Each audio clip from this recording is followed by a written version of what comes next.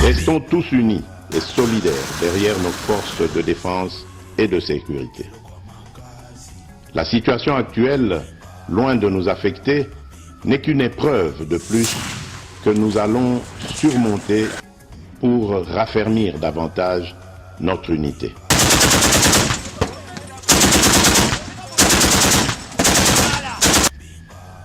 Au-delà de tout clivage politique,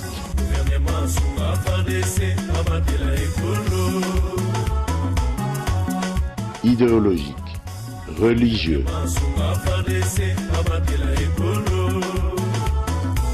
et tribal, la défense de la mère patrie est le seul objectif qui doit nous unir en ce moment. Le pays nous appelle. La nation a besoin de l'engagement de toutes ses filles et de tous ses fils.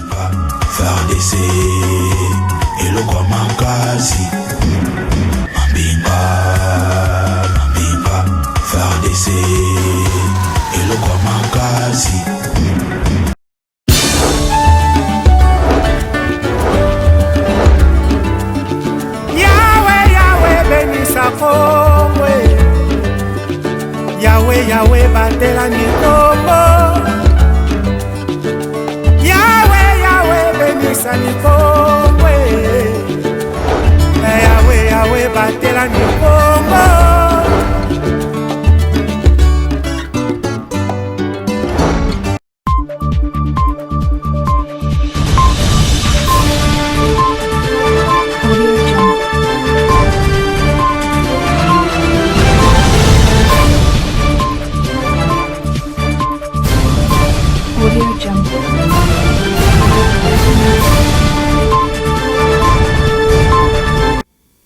Mesdames, Messieurs, heureuse de vous retrouver à travers ces rendez-vous d'actualité sur ma bannière télévision. Ouvrons ce journal avec cet élément de l'infrastructure. Les travaux de réhabilitation des routes allant des entrées La Tortue et Sotraco jusqu'à Nkalankala Énergie dans la commune de Matadi vont débuter dans un avenir proche. Les panneaux annonçant les débuts de ces travaux ont été érigés plutôt aux entrées tout comme à la sortie de ces tronçons routiers. Un constat de Roger Missamou. Suivez. Sur les lèvres des Matadiens depuis 2007 à l'époque du gouverneur Simon Floribert Mbati-Batia pour contribuer au désengorgement de la ville de Matadi contre les monstrueux embouteillages, la réhabilitation du tronçon routier allant de l'entrée La Tortue et l'entrée Sotraco à Kinkanda jusqu'à la sortie Énergie en Nkalankala semble se concrétiser. Après l'échec du dernier processus il y a 2 ans avec le génie militaire sur financement du gouvernement provincial sous Atumatubwana-Nkuluki avec les fonds de la taxe spéciale conventionnelle pour la reconstruction du Congo central, le dossier prend une nouvelle tournure. À l'entrée tout comme à la sortie, des panneaux ont été placés pour annoncer les débuts imminents des travaux de réhabilitation de ces tronçons routiers. Au cours d'un entretien nous accordé hors caméra, le directeur provincial de l'Office des voiries et drainage OVD Congo central a fait savoir que techniquement, toutes les dispositions ont été prises pour mener à bon port ces travaux. Comme l'indiquent ces panneaux, la durée des travaux est de 4 mois, alors sur financement du Fonds national d'entretien routier, FONER, mais aussi du gouvernement provincial.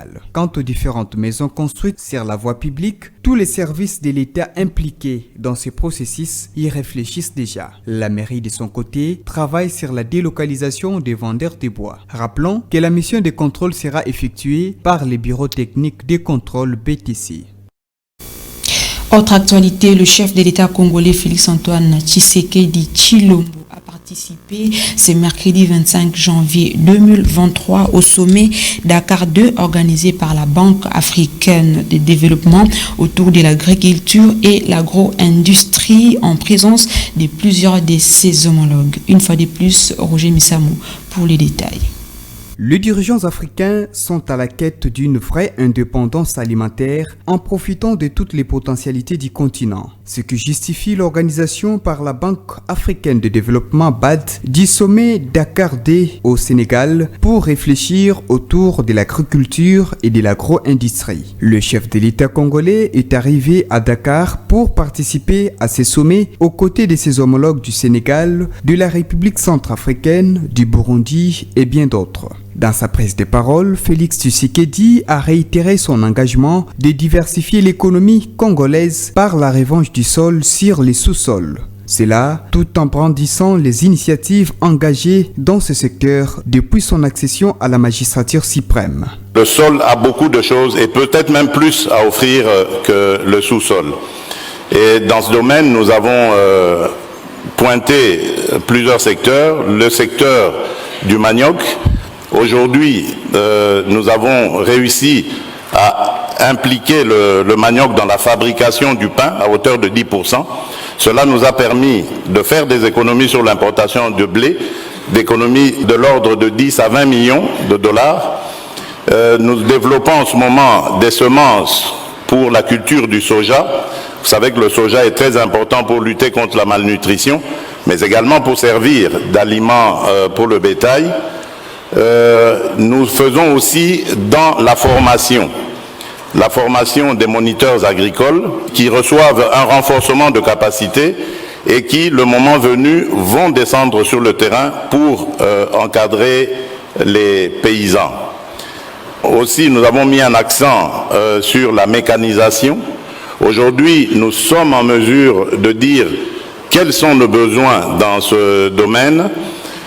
Nous avons lancé un plan très ambitieux que nous avons appelé le plan de développement des 145 territoires. Ce sont les 145 territoires ruraux qui forment la République démocratique du Congo. Et ici, le but est de doter chaque territoire d'une brigade agricole. Profitant de ce sommet qui a réuni des centaines d'investisseurs de ce secteur et d'autres bailleurs de fonds, le président congolais les a invités à prendre la direction de la RDC pour l'exploitation de ces 80 millions d'hectares de terres arables à travers des partenariats gagnant-gagnant. Parlons cette fois-ci de la visite du pape François en République démocratique du Congo. 6 jours avant son arrivée, le coordonnateur du comité d'organisation pour l'accueil du souverain pontife, le Premier ministre Jean-Michel Sama Lukonde, a visité ce mercredi 25 janvier 2023 les centres d'accueil de Ndolo et du stade de Martyrs pour palper du doigt l'évolution des travaux dans ces différents sites. Suivez. En sa qualité de coordonnateur du comité d'organisation pour l'accueil du pape François en République démocratique du Congo, le Premier ministre Jean-Michel Sama Lukonde a visité les centres d'accueil d'Ndolo et du stade de Martyrs dans la ville-province de Kinshasa. C'était la nuit de ce mercredi 25 janvier 2023, quelques minutes après son atterrissage dans la capitale congolaise en provenance du Haut-Katanga, où il séjournait pour le lancement du processus d'identification et d'enrôlement des électeurs dans la deuxième ère opérationnelle. Accompagné d'une foule, le chef de l'exécutif national est venu palper du doigt l'état d'avancement des travaux de construction et d'aménagement de ces centres. Après constat, le résultat est positif, à en croire le porte-parole du gouvernement et le ministre de la Communication, Patrick Mouyaya. Selon les coordonnateurs de ces travaux de construction des sites d'accueil Jésus Noël Cheke, il ne reste que les travaux de finissage. À ce stade, il ne reste plus que les travaux décoratifs simplement, florales, aménagements et autres, mais l'ensemble des travaux, des constructions, des tribunes, des aménagements des sites, on peut aujourd'hui dire que nous annonçons la fin des travaux. Le même constat a été fait au site du stade de Martyrs. Le Premier ministre s'est réjoui du travail abattu. Entre-temps, la mise en place du comité d'accompagnement du chef de l'État Félix-Antoine Tshisekedi Tshilombo à la présidence tournante de l'Organisation pour l'harmonisation en Afrique du droit des affaires OHADA était au centre d'une séance de travail présidée par la ministre d'État en charge de la justice, Rose Mutombo. Les détails dans ces récits. Le président de la République démocratique du Congo, Félix-Antoine Tshisekedi Tshilombo, est à la tête de l'Organisation pour l'harmonisation en Afrique du droit des affaires, OHADA, depuis le début du mois de janvier 2023. C'est dans ce cadre que le ministre d'État, ministre de la Justice et garde des Sceaux Rose Mutombo, a présidé la toute première rencontre ce mercredi 25 janvier avec les représentants des institutions et ministres concernés dans le souci de mettre en place un comité pour accompagner le mandat de l'actuel président de l'OADA. Ce comité a aussi pour mission de ressortir une feuille de route pour permettre à la RDC de bien gérer cette organisation internationale. Nous sommes déterminés à porter très haut notre flambeau, notre drapeau national, et à faire en sorte que l'OADA puisse, après cette présidence de la RDC, connaître un tournant déterminant et avoir ainsi un souffle nouveau. Quand je dis nous, ce n'est pas seulement nous Congolais, mais beaucoup de membres de l'OADA, des experts, des autorités, ont fait savoir qu'ils comptent beaucoup sur la RDC pour donner ce souffle nouveau dont a besoin l'organisation. À la tête de cette organisation composée de 17 pays, la RDC va donc organiser le 30e anniversaire de cette organisation créée depuis le 17 octobre 1993. Notons que Félix Tshisekedi est à la tête de cette organisation pour une période d'1 an. Dans l'actualité continentale, les autorités nigérianes semblent trouver des solutions efficaces pour désengorger la ville de Lagos, une mégapole de plus de 20 millions d'habitants. La ligne ferroviaire a été lancée pour mettre fin aux différents embouteillages dont la population fait face au Nigeria. Un élément de nos confrères de TV5 Monde. Elle n'est plus une promesse, mais bien désormais une réalité. La ligne ferroviaire Blue Rail Line est lancée et pour son inauguration, des passagers triés sur le volet. Élus, journalistes et stars de Nollywood qui découvrent le confort et la rapidité d'un voyage en train au cœur de la mégapole nigériane. Lagos est l'une des villes les plus dynamiques au monde du point de vue économique. Il est normal que les gens y viennent de partout, de différents pays et de différentes régions du Nigeria. On s'attend donc à ce qu'il y ait toujours plus de trafic. Mais avec des révolutions comme celle-ci, avec le train, les bateaux et tout ça, je pense que cette ville peut être exceptionnelle. C'est la première phase d'une première ligne de train urbain, la bleue, qui s'étend sur 13 km dans l'ouest de Lagos. Elle devrait pouvoir transporter jusqu'à 250 000 passagers par jour et réduire, selon les autorités, le temps de trajet à 15 minutes contre 1h30, voire 2h actuellement par la route. Une petite révolution, selon certains. Au point que le président Buhari est venu en personne assister à l'inauguration de ces infrastructures construites par une société chinoise, un projet lancé par l'État de Lagos en 2010. Les avantages, Monsieur le Président, sont évidents.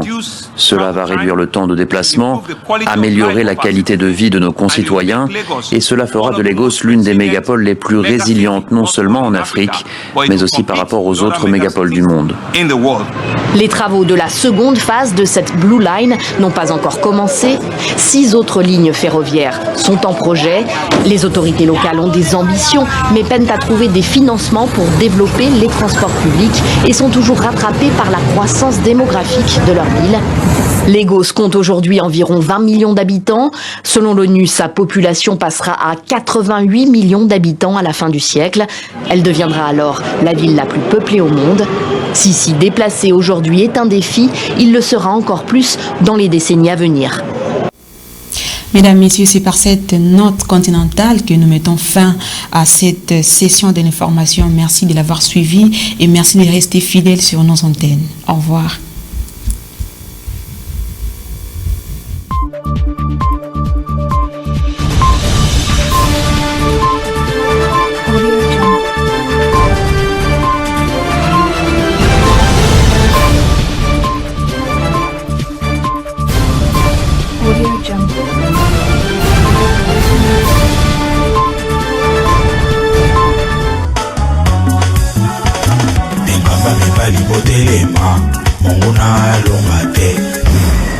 Restons tous unis et solidaires derrière nos forces de défense et de sécurité.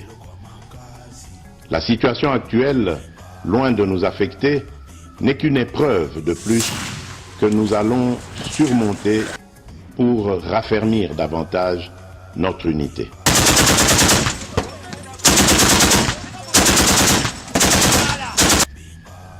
Au-delà de tout clivage politique,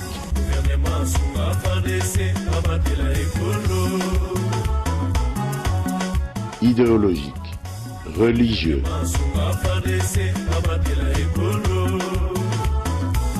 et tribal, la défense de la mère patrie est le seul objectif qui doit nous unir en ce moment.